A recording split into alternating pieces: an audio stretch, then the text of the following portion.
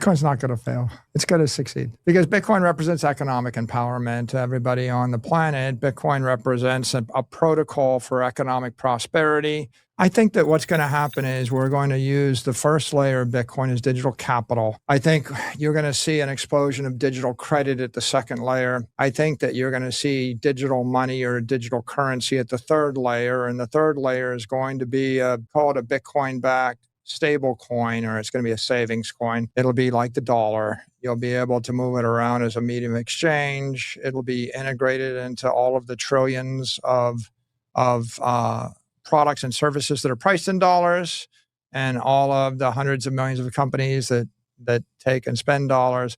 But it will offer a much stronger yield, more like a 6, 7, 8% yield, which outstrips the cost of inflation. And that'll be strong, high-powered money built on Bitcoin. Most people think they understand Bitcoin. They know it's scarce. They know it's decentralized. They've heard the store of value argument 100 times.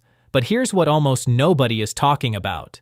Bitcoin isn't just going to be one thing. It's going to split into 3 completely different layers. And depending on which layer you're paying attention to, you might be completely misreading where this whole thing is headed.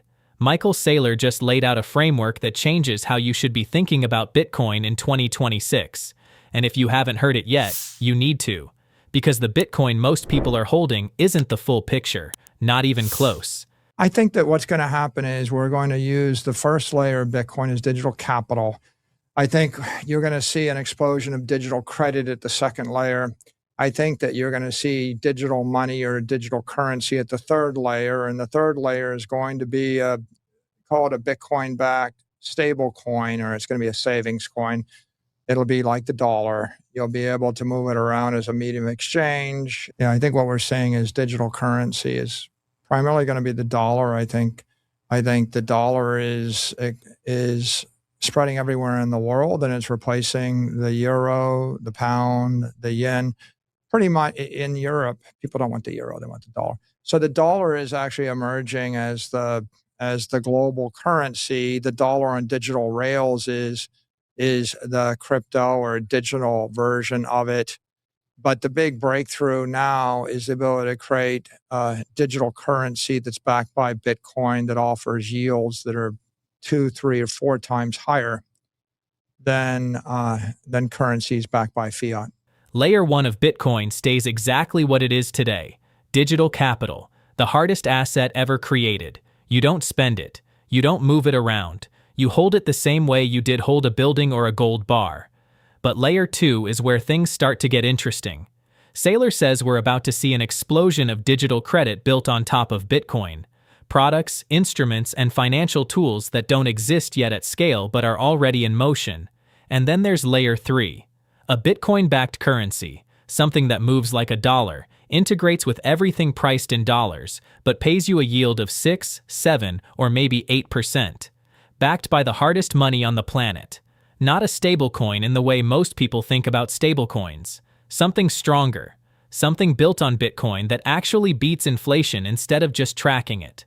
If Saylor is right about this, the Bitcoin you're holding today is just the foundation. I think that there'll be a group, the people, the companies and the individuals and the large holders and the advocates and the developers will continue to carry forward the Bitcoin ideology. And of course, any technician will understand the Bitcoin technology.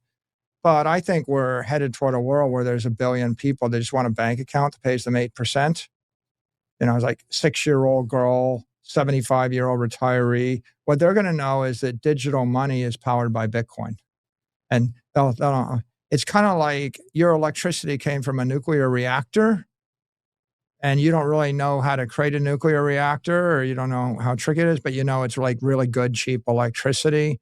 And so I really think that as Bitcoin spreads, what you're going to have is a group of people that understand very intricately the technology. Saylor compared Bitcoin to electricity. Most people don't know how a nuclear reactor works. They just know the lights come on, and they don't care how. That's where Bitcoin is headed for billions of people. They will know it powers their bank account. They will know it pays them 8%, and they will not think about it beyond that. So the question you should be asking yourself is this: if the ethos of Bitcoin gets absorbed into a product most people never look inside of, what does that mean for everyone who got here early? Bitcoin's not going to fail. It's going to succeed. Because Bitcoin represents economic empowerment to everybody on the planet. Bitcoin represents a protocol for economic prosperity. It's kind of like we're speaking English and you're saying, well, what if people stop speaking English or just stop speaking? What if people stop speaking to each other? I don't think they're going to stop speaking to each other. If you had Arabic math or you had math, you said, what if people stop using math? I think they'll keep using math. I think they'll keep using English. I think they'll keep using Bitcoin because people need math to create machines that work and to engage in commerce. And they need language to coordinate with each other. And they need Bitcoin if they're going to engage in rational economic transactions. So it won't fail. There are people right now who genuinely believe Bitcoin could fail. Saylor doesn't entertain that idea for a single second. His argument is simple. Bitcoin is a protocol for economic cooperation. It's in the same category as math and language. People don't stop using math. People don't stop speaking to each other. Bitcoin, in Saylor's view, is what you use when you want to engage in rational economic activity. And the moment you accept that framing, failure becomes almost incoherent as a concept. But here's the worry hidden inside that optimism. If Bitcoin can't fail, the only real risk isn't Bitcoin disappearing. It's Bitcoin being captured, being wrapped in so many institutional layers that the original thing becomes invisible to the people using it. I think, number one, AI is going to radically transform every product and service and every role, in our civilization. And, one of the more negatives is it's demonetizing human capital. It's like if your company had 15,000 trained professionals, it's more challenging because it's possible the AI might start to automate out 8,000 of those jobs. But on the other hand, as it demonetizes human capital, it accelerates the transition of capital to digital capital. So it's monetizing digital capital, and that's what Bitcoin is. So broadly speaking, as you see this develop, it's driving a lot of wealth into digital capital. I think that's positive. I think there are a lot of interesting applications of AI. In theory, you can create an AI that's transnational. You can capitalize it with Bitcoin. You can release it to the universe, and it can become autonomous.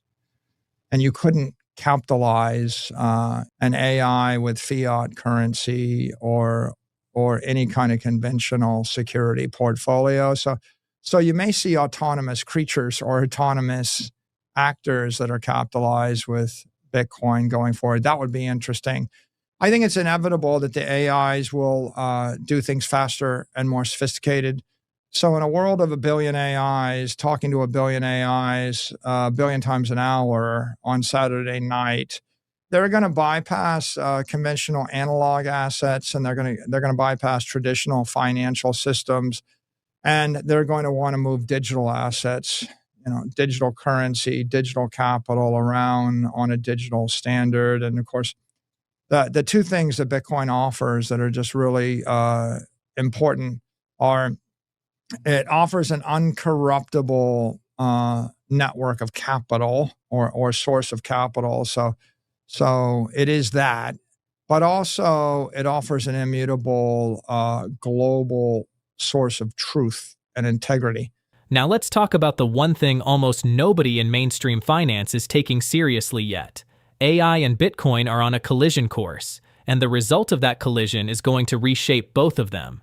Saylor's argument goes like this: AI is demonetizing human capital. Jobs, skills, trained professionals, all of it is being automated at a pace nobody predicted. And as human capital gets cheaper, capital has to move somewhere. It moves into digital capital. It moves into Bitcoin. So AI isn't a threat to Bitcoin. AI is actually an accelerant. I also think that if the AIs begin to imitate us in phishing attacks, then the importance of cryptographic verification will become more important. And so authentication and verification cryptographically will start to absorb its authenticity or derive its authenticity or veracity from the Bitcoin network underlying, because the Bitcoin network and Bitcoin transactions are the gold standard of authentication and veracity. So I think in this era, Bitcoin and all the underlying things it represents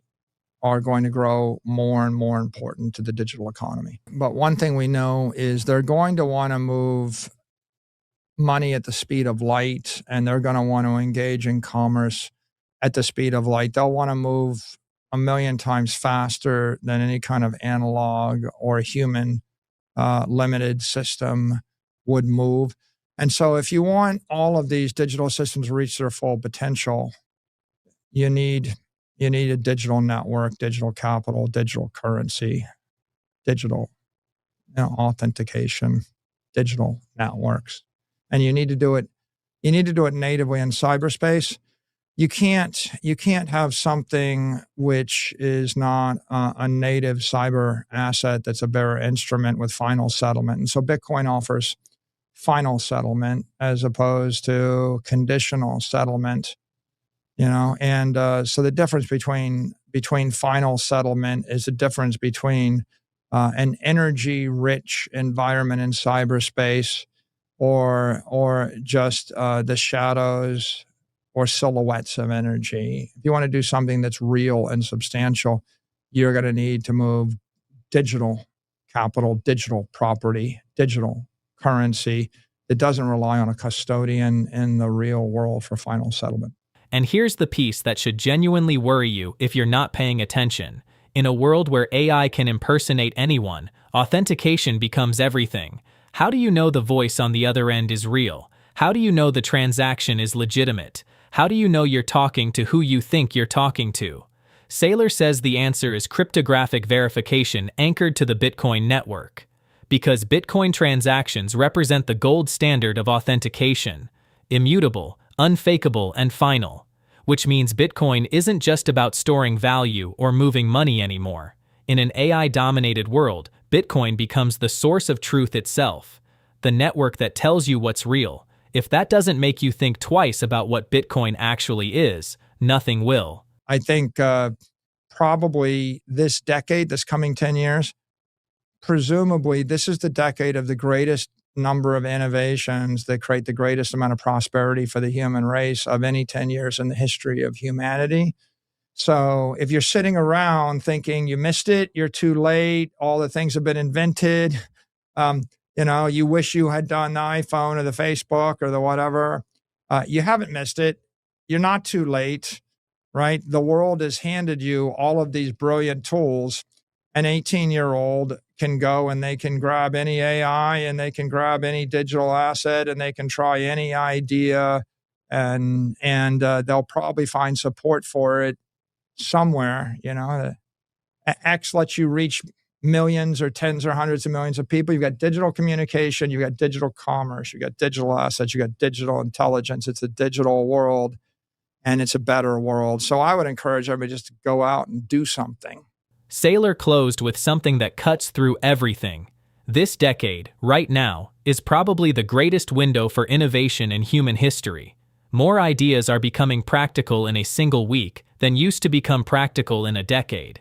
Everything around you, financial systems, insurance, education, logistics, every single one of them can be rebuilt. Faster, cheaper, and more powerful. And the people who move first, using AI and Bitcoin as their tools, are going to build things that didn't exist 2 years ago. You haven't missed it. The window isn't closed, but it's moving fast. And if you're still treating Bitcoin as just a number on a screen, you might be the last to understand what it's actually becoming. Thanks for watching. Don't forget to like and subscribe. See you in the next one.